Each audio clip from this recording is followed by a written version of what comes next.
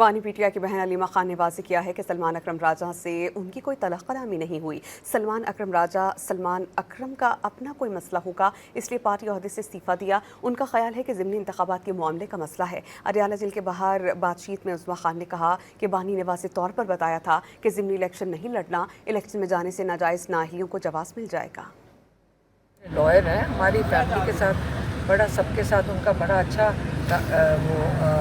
Family کی طرح ہے، لیکن میرے خیال میں زیادہ ان کے اپنا ہوگا وہ جو پولیٹیکل کمیٹی کا، اور یہ میرے خیال میں ہو رہا ہے الیکشن جو نہیں ہے بائی الیکشن، اس کے اوپر زیادہ ایشو ہے۔ انہوں نے بہت فرملی اور بار بار ایک ہی بات کہی تھی کہ الیکشن نہیں لڑنا، بوائیکاٹ اس لیے کرنا ہے کیونکہ اس سے فائدہ کچھ، مطلب اس سے پارٹی کو نقصان ہوگا، حقیقی آزادی کو نقصان ہوگا، اور جو ناجائز انہوں نے وہ جو ڈسکوالیفیکیشنز کر رہے ہیں کہ تو اس کو لیجیٹمائز کر دیں گے، اس کو جائز کر دیں گے۔